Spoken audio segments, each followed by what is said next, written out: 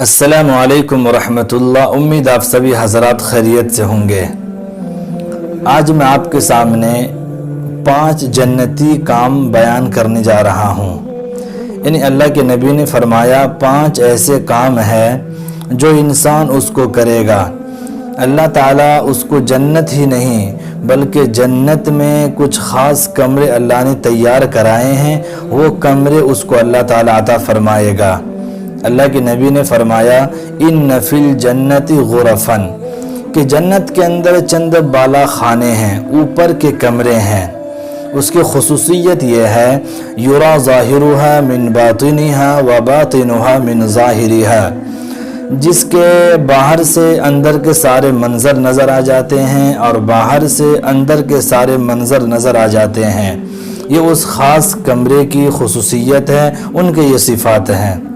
پھر آگے اللہ کے نبی صلی اللہ علیہ وسلم نے فرمایا اعد اللہ لمن، اللہ تعالیٰ نے یہ خاص کمرے ایسے لوگوں کے لیے تیار کیے ہیں جس کے اندر یہ 5 صفات ہو، یعنی جو انسان یہ 5 کام کرتا ہو اللہ تعالیٰ ایسے انسان کو یہ بالا خانے عطا فرمائیں گے۔ وہ 5 کام کیا ہے؟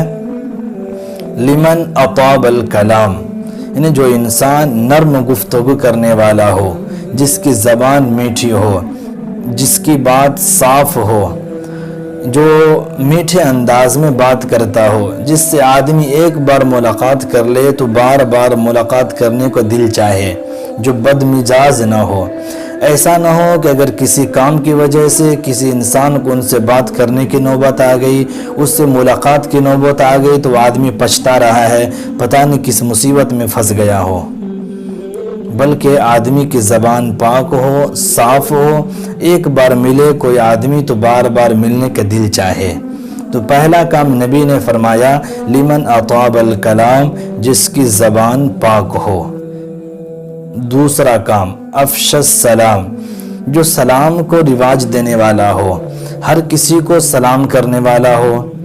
آج ہماری عادت یہ ہے کہ اگر کسی سے کچھ کام ہو تو جا کر کے اسے سلام کرتے ہیں، یا راستے سے گزر رہے ہیں کوئی پہچان والا آ گیا تو اسے سلام کر لیتے ہیں، جبکہ اللہ کے نبی نے فرمایا افشوا السلام علی من عرفت ومن لم تعرف، تم سلام کرو ہر ایسے آدمی کو جسے تم نہ پہچانتا ہو یا جسے تم پہچانتا ہو، یعنی ہر آدمی کو سلام کیا جائے۔ بڑا ہے تو چھوٹے کو سلام کرے، بڑا یہ نہ سوچے کہ چھوٹے کی ذمہ داری ہے کہ مجھے سلام کرے، نہیں۔ اگر آپ گزر رہے راستے سے کوئی چھوٹا بچہ ہے وہ آپ کو سلام نہیں کر رہا ہے، آپ ان کو سلام کریں، آپ کے سلام سے وہ بچے تربیت سیکھیں گے، آئندہ پھر دیکھ کر کے وہ بچہ خود آپ کو پہلے سلام کرے گا۔ تو دوسرا کام ہے سلام کو عام کرنا، جس سے بھی ملیں اسے آپ سلام کریں، خواہ وہ چھوٹا ہو یا بڑا ہو۔ تیسرا کام اللہ کے نبی نے فرمایا اطعم الطعام، جو کھانا کھلانے والا ہو۔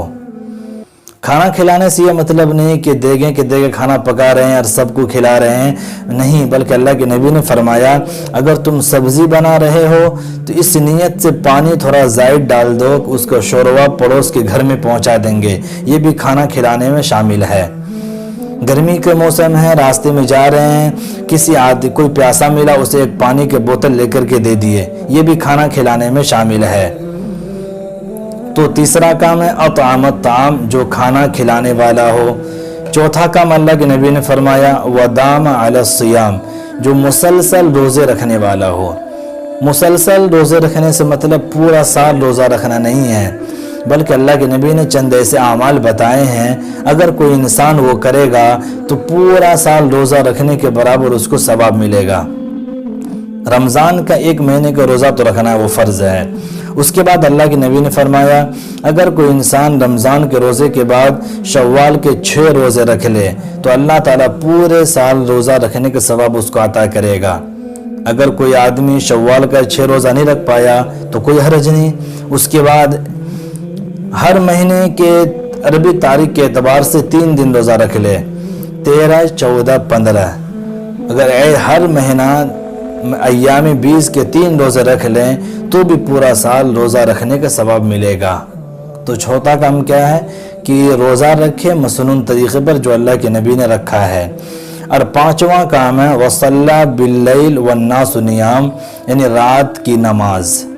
اس میں عشاء کی نماز، فجر کی نماز تو ہے ہی، رات کے خاص نماز ہے جو تہجد کی نماز ہوتی ہے۔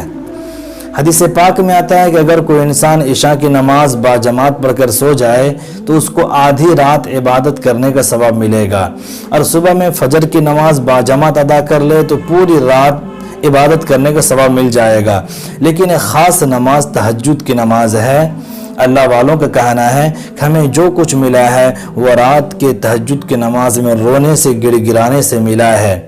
اور ایک حدیث میں اللہ کے نبی نے فرمایا، جب میدان حشر کے اندر تمام لوگ آ جائیں گے، حساب و کتاب سے پہلے ایک منادی آواز لگائے گا، این الذی تتجافی جنوبہم عن المضاجع، کہاں ہیں وہ لوگ کہ جن کے پہلو ان کے بستر سے الگ رہا کرتے تھے، یعنی جو راتوں کو جاگ کر کے اللہ کی عبادت کرتے، ایسے لوگ کہاں ہیں؟